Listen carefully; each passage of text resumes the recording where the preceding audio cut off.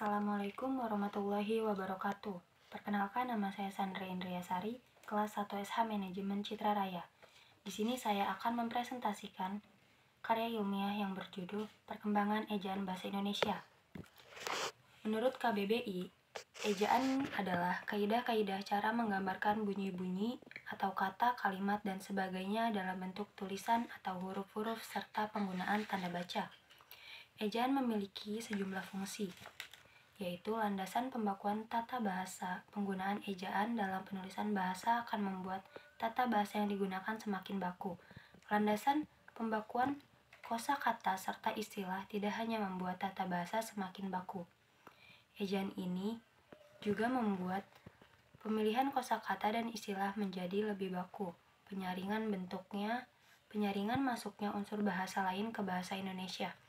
Ejaan juga memiliki fungsi penting sebagai penyaring bahasa lain ke bahasa Indonesia, sehingga dalam penulisannya tidak akan menghilangkan makna aslinya. Ada macam-macam ejaan. Yang pertama adalah ejaan Van Ophusen. Disebut ejaan Van Ophusen karena ejaan itu merupakan hasil karya dari C.H.A. Van Ophusen yang dibantu oleh Engku Nawawi. Ejaan ini dimuat dalam kitab Logat Melayu. Yang kedua ada ejaan Republik atau ejaan Suwandi.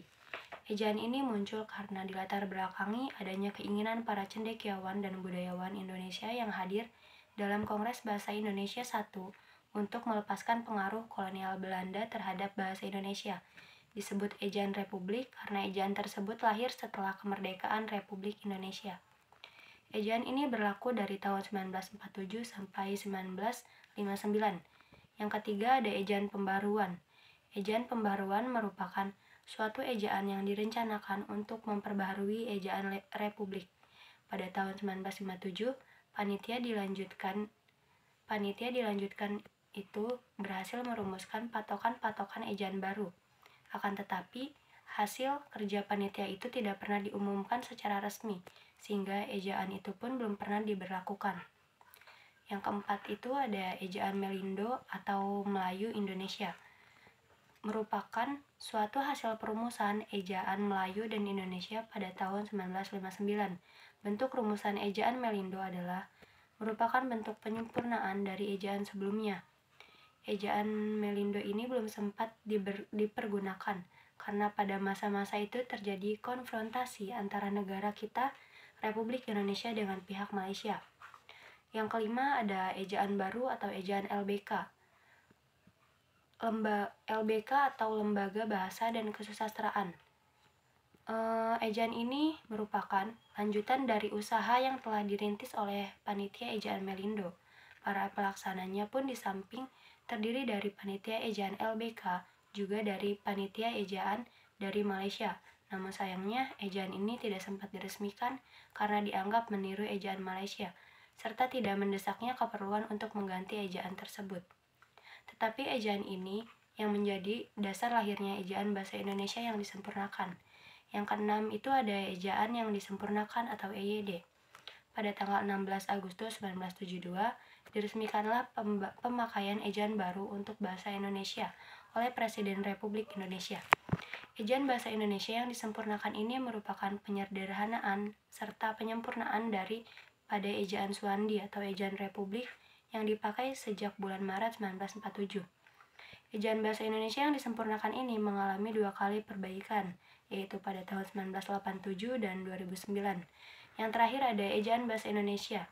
Ejaan bahasa Indonesia ini diresmikan pada 2015, di mana pemerintahan Joko Widodo dan Anies Baswedan sebagai Menteri Pendidikan dan Kebudayaan Republik Indonesia. Latar belakang diresmikan ejaan baru ini adalah karena perkembangan pengetahuan, teknologi, serta seni hingga pemakaian bahasa Indonesia semakin luas. Ejaan ini menyempurnakan ejaan EYD, terutama dalam hal penambahan diftong, penggunaan huruf kapital, dan cetak tebal. Kesimpulan, ejaan merupakan penggambaran bunyi bahasa dengan kaidah tulis-menulis yang distandarisasikan. Ejaan bahasa Indonesia memiliki umur yang panjang. Beberapa kali ejaan disempurnakan. Nama ejaan pun berganti-ganti. Pada zaman kolonial Belanda, ejaan yang ditetapkan adalah ejaan Van Ophusen pada tahun ejaan baru ditetapkan, yakni ejaan Republik atau ejaan Suwandi. Setelah lebih dari 2 dasawarsa, ejaan bahasa Indonesia yang disempurnakan diresmikan oleh Presiden Soeharto pada tahun 1972 melalui Surat Keputusan Presiden nomor 57. Kemudian pada tahun 2015, ejaan kembali dibarukan dengan ejaan bahasa Indonesia atau EBI. Perlu diketahui pula ada 3 ejaan yang sempat dicetuskan di Indonesia tetapi tidak berhasil diresmikan, yaitu ejaan pembaruan, ejaan Melindo, dan ejaan baru atau ejaan LBK. Sekian presentasi dari saya, kurang lebihnya mohon maaf. Wassalamualaikum warahmatullahi wabarakatuh.